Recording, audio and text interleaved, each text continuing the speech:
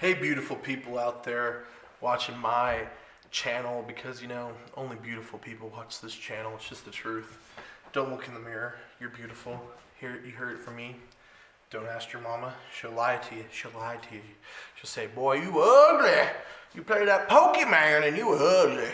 Well, don't listen to her because you're beautiful. Okay? You heard it from me. All right, guys. We got your favorite section. We got the eBay vintage Pokemon buys. I noticed I do this weird thing with my eyes where I can kind of go dead zombie with them. And it's just a thing, I guess, because I'm not good at being on the camera and I'm talking really high pitched. And I'm going to drink some Red Bull Winter Edition because it's really good.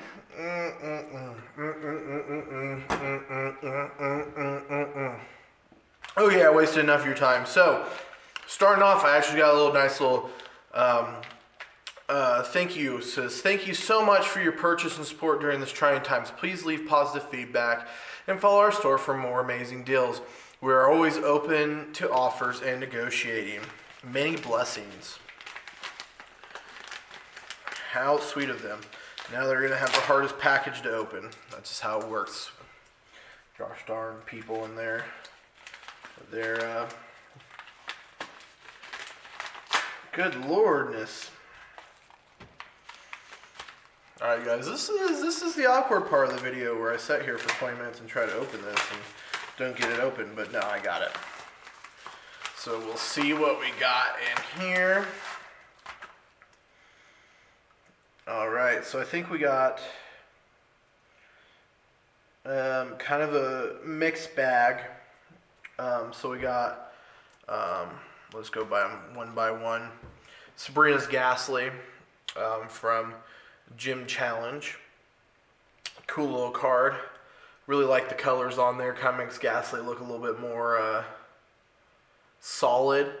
I know that's kind of a weird deal because it's supposed to be the gas Pokemon, but I kind of hate when they almost make them like it's an idea of a Pokemon, not like an actual Pokemon. So with the color and stuff like that, and then honestly too, like back in the day, I think the idea of giving like specific gym trainers Pokemon that were a little bit different than the actual Pokemon, it's kind of a cool idea because it makes you remember them, kind of makes them stand out, gives some identity. I like what Pokemon Go is doing with like costumes for Pokemon during Halloween and stuff. I think that's a good way to kind of move forward without introducing just a bunch of low quality Pokemon like I think they have done. I kind of like what they're doing with the whole Alolan, take the Pokemon, add the prefix of the region, and it's a different Pokemon, but it's the same Pokemon. So everyone knows Muck, and there's Alolan Muck. Everyone knows Vulpix, all those things. Now, that can get tiring, so I'm not saying you don't want new Pokemon in your sets, but I think it's a smart way to differentiate just with the cosmetics. Just a regular base set. Oh, sorry, that was a little low.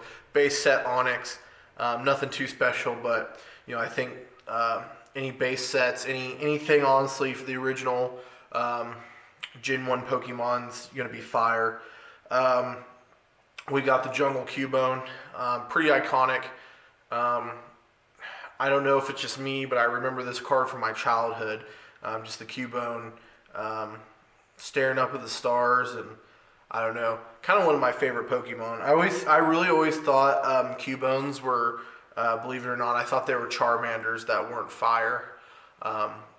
I've heard other things too of like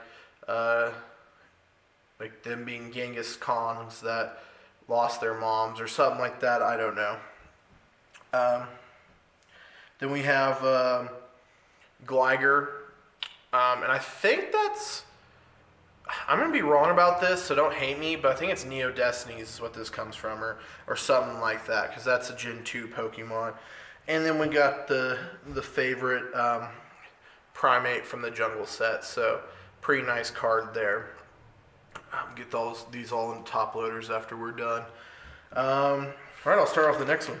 This one, I'm assuming this came from Poland, just from reading the address, and then this 1890 Polska.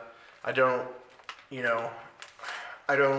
if I'm wrong, that's somewhere else. I apologize, but I'm pretty sure that's Poland.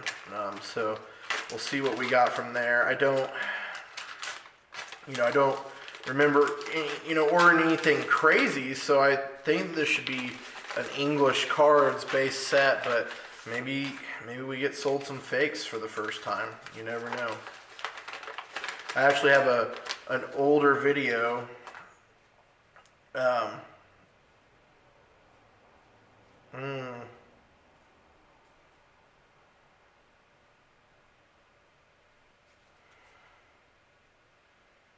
Okay, sorry, the coloration was a little weird on some of them.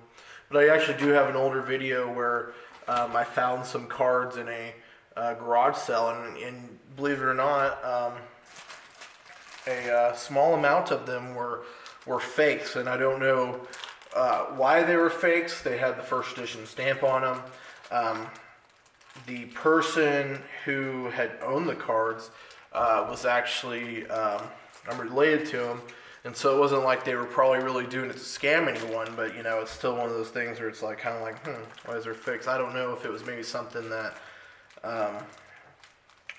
probably back in the day you would go to a flea market, and that was probably more prevalent than today, because these vendors would sell them for pennies on the dollars, and kids would go in there and buy them. I mean, I've fell for it myself when I was a kid, but we'll just go by these a few at a time also.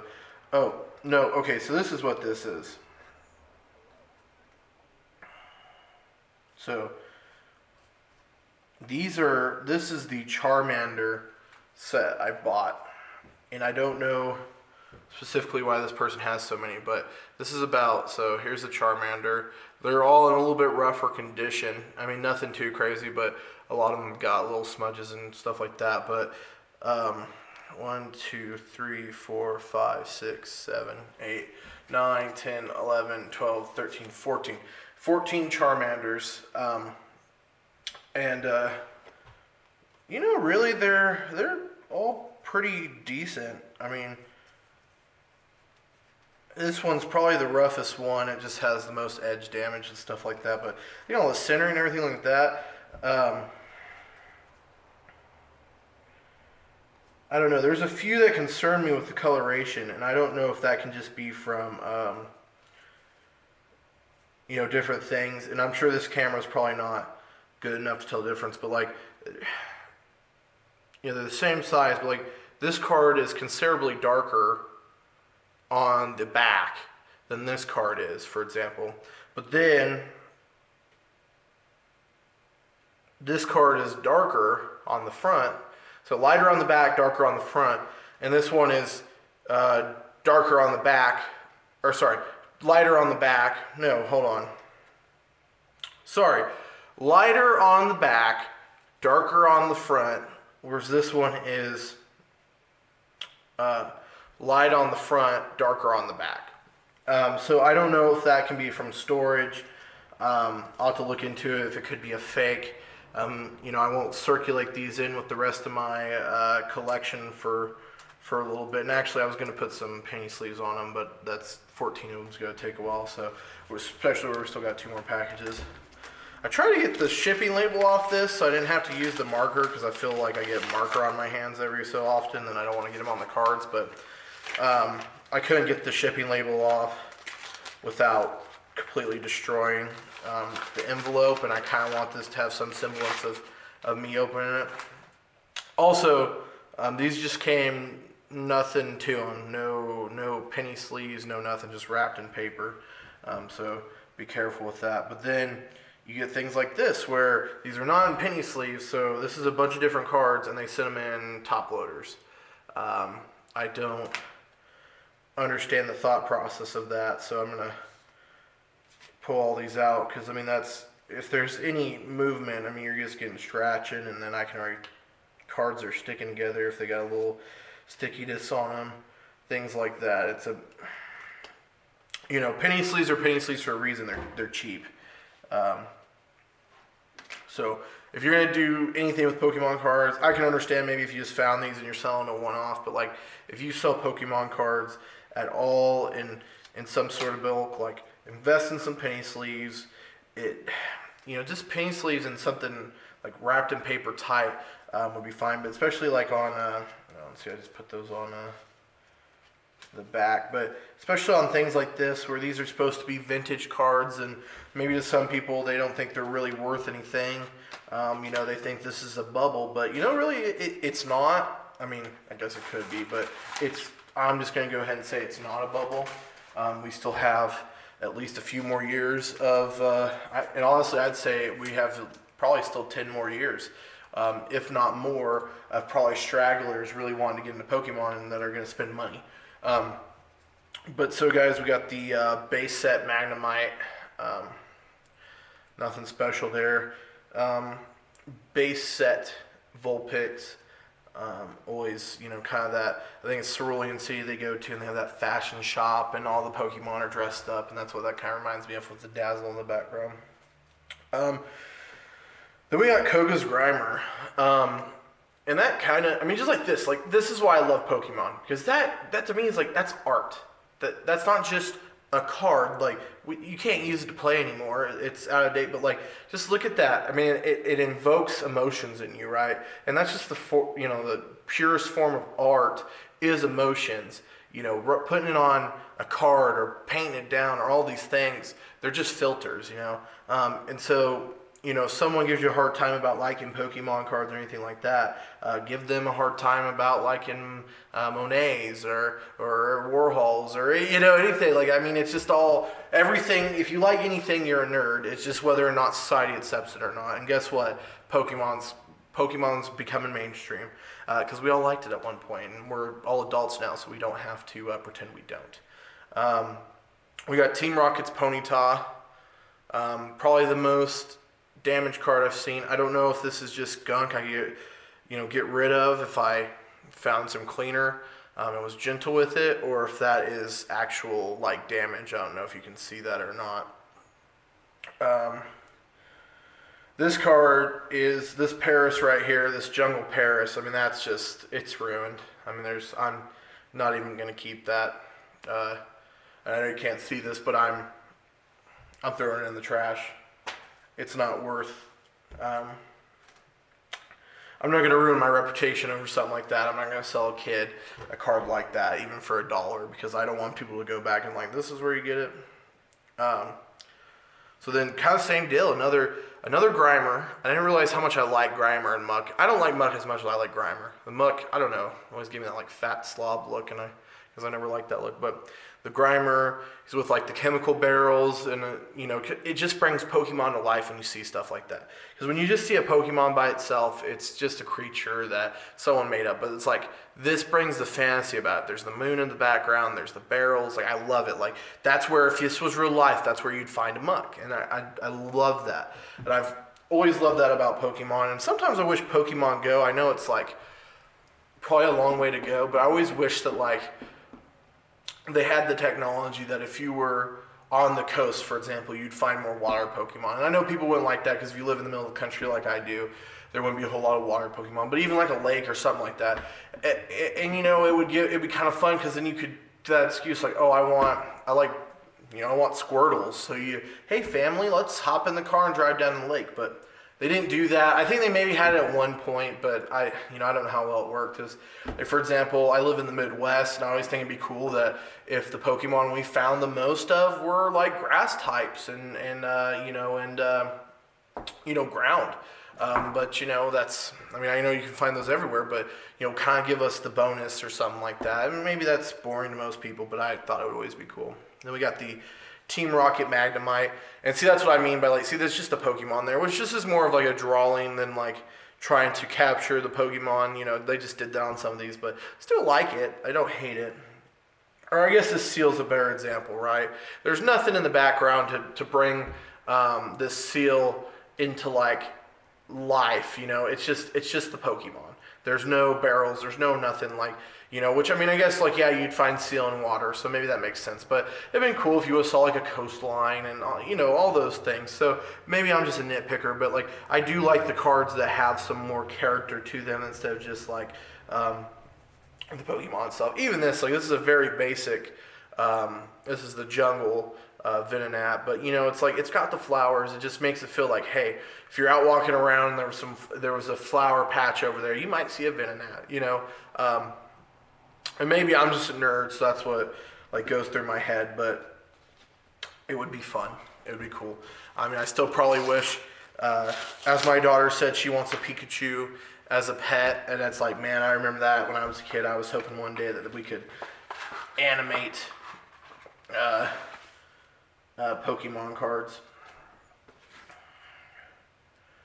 All right, guys, so here's actually a big one. So they send this in a photo document. I probably wouldn't recommend that. I think sending it 55 cents, I mean, because they paid, so I paid $4 shipping in it. I mean, it paid for $4 shipping, but I don't really understand why they didn't just send it in an envelope for 55 cents.